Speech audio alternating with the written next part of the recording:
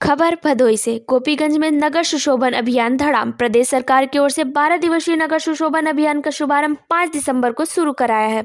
नगर पालिका भदोई समेत 5 नगर पंचायत सूर्यानवा, खमरिया, घोषिया, नई बाजार, ज्ञानपुर सदर में अभियान का असर दिखा, लेकिन नगर पालिका परिषद गोपीगंज में अभियान औंधे मुंह गिरकर प्रदेश सरकार के आदेशों को ही धत्ता बता रहा है।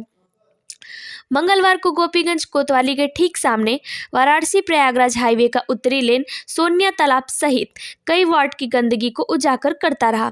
ईओ अमिता सिंह ने बताया कि सफाई कार्य सीमित संसाधनों से बराबर जारी है। 2011 की जनगणना से नगर की आबादी कुल 19,058 है। खर्च का स्तर 36 लाख है और नगर विकास मंत्रालय से मात्र 32-33 लाख का बजट ही मिल पाता है। नई जनगणना स्तर से पूरा बजट मिले तब जाकर कर्मचारियों के वेतन और सेवानिवृत्त होने वाले की देयता पूरी होगी। चिंता इस बात की है कि अभी तक कर्मचारी 2 माह के वेतन से वंचित हैं, जिसे पूरा कराने के लिए कर वसूली एकमात्र विकल्प है।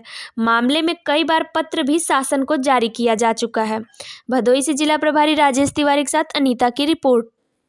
गोपीगंज नगर पालिका अंतर्गत सर एक मामला देखने को आया है जो कि कचरे का भंडार देखने को नजर आ रहा है, जिसमें कि योगी सरकार का निर्देश था कि बहुत जल्द से जल्द ये सब साफ करा दिया जाना चाहिए, लेकिन उस पर अभी तक कोई कार्रवाई हो नहीं पाई। सफाई अभियान तो निरंतर हमारा नगर पालिका और नगर पंचायत में चला करता है। चूँकि कहीं आपके द्वारा बताया गया कि कूड़े का ढेर पाया गया है, तो उस पर ईओ से संबंधित को निर्देशित करते हुए 2 दिवस में उसकी कार्रवाई साफ सफाई के लिए टीम बना के निस्तारण कराया गया निर्देश किया जा रहा है। सर, गोपीगंज ये कोतवाली के ठीक सामने का मामला बहुत दिनों से चला आ रहा है। वहाँ कूड़े का जो ढेर रहता है वो हमेशा बरकरार बना ही रहता है, तो उसके बारे में डंपिंग ग्राउंड की समस्या साल हो गई है।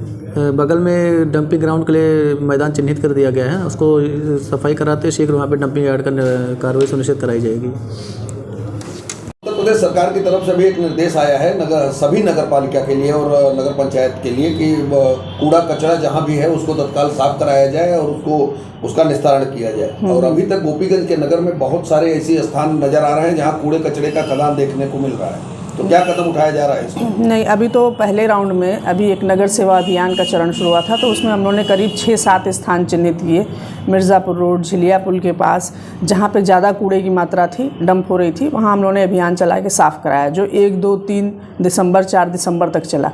अब इसके बाद फिर पुनः जो है सरकार के द्वारा या शासन के द्वारा नगर सुशोभन अभियान का स्टार्टिंग किया गया है, जो 5 दिसंबर से 12 दिसंबर तक है। इसमें फिर हम लोग जो बचे हुए हमारे जो कूड़े वाले स्थान हैं, डंप वाले स्थान, उनको फिर चिन्हित कर उसमें हम विशेष अभियान के तहत सफाई करा रहे हैं। इसमें थोड़ी सी समस्या हमारे साथ ये है कि हमारे पास वेतन और मैन पावर बढ़ाने के लिए जो है वो फंड उपलब्ध नहीं है। इसके लिए हम लोग थोड़ा टैक्सेशन जो हम लोगों ने पूर्व में किया है उसी को हम लोग रिवाइज़ कर रहे हैं, थोड़ा बढ़ा रहे हैं, ताकि हम अपने कर्मचारियों की संख्या बढ़ा सकें, जिससे शासन का इस प्राथमिकता वाले काम को हम लोग और तेज़ी दे सकें। इसी क्रम में हम नगर पालिका में भी जो चिन्ह मेन जो स्थान चिन्हित हैं, सार्वजनिक स्थान जहाँ पे कूड़े डंप हैं, उनको एक एक करके लेके हम वहाँ पे कोशिश करेंगे कि वृक्षारोपण या सेल्फी पॉइंट या फिर बुजुर्गों के लिए बैठने के लिए हम लोग स्टैंड या सीट का कुछ भी जो हमारे फंड में अवेलेबल हो, जिसके हिसाब से हम उसमें काम कराएंगे। गोपीगंज कोतवाली के सामने मैडम अभी देखने में आ रहा है, बहुत दिनों से ये प्रकरण चला आ रहा है। नहीं, कोतवाली पे देखिए, आपने बीच में देखा होगा, हम लोगों ने विशेष अभियान के तहत उसको साफ कराया था। वो हमारा उसी तरह की स्थिति पैदा हो गई। नहीं, वो हमारा टाँका है,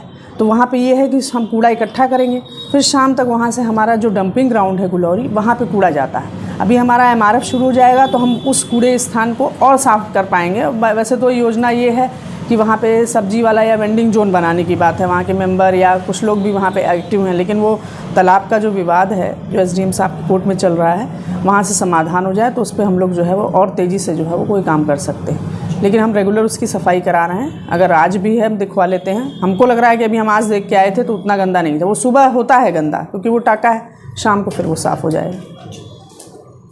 और उसके बाद यहाँ पे कार्यरत जितने लोग हैं आपके, जो रिटायर हो चुके हैं और जो वर्तमान में काम कर रहे हैं, उनके वेतन को लेकर कुछ समस्याएं चल रही हैं, ऐसा सूचना मिला है, तो क्या है पूरा प्रकरण? नगर पालिका की आबादी जनगणना 2011 के हिसाब से 19,058, उसी पे हमारे राज्य वित्त आयोग का आवंटन है।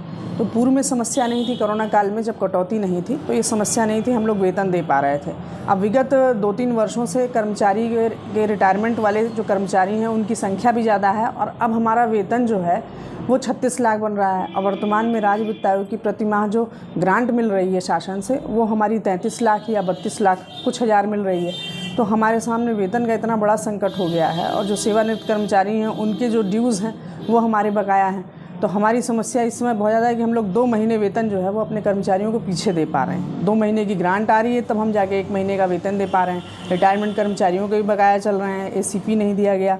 तो यही सब समस्या वर्तमान में जो है गोपीगंज में निकाय में जो है वो प्रमुख रूप से है वेतन को लेकर। ये समस्या कितने दिनों से चल रही है? अब समस्या ये माह अप्रैल से इस वित्तीय वर्ष से ये ज़्यादा वो हो गई है, क्योंकि अब कर्मचारी भी जब रिटायर हो रहे हैं तो उनका पेंशन सब स्वीकृत होकर आ रहा है, तो हमारे ऊपर जो है वो देयता बढ़ती जा रही है। तो इसके निदान के लिए आप लोगों ने कहीं पूर्व में भी कई पत्राचार हुए, लेकिन शासन से या डायरेक्टरेट से हम लोगों को यही कहा गया है कि आप लोग अपने स्तर से कार्रवाई करिए, फंड बढ़ाना संभव नहीं है। जनगणना के बाद अगर जनगणना होती है तो जनगणना के बाद जब हमारी आबादी बढ़ेगी हमारे निकाय की, उस हिसाब से आवंटन बढ़ेगा, तभी समस्या दूर होगी। लेकिन तब तक समस्या जो है वो हमारे लिए कठिन है। अभी तक ये समस्या इसलिए चल रही है कि 2011 की जनगणना के आधार पर कार्य किया जा रहा है। हाँ, 2011 के बाद होना तो 2020 में जनगणना था, लेकिन कोरोना के चलते जनगणना प्रभावित हो गई।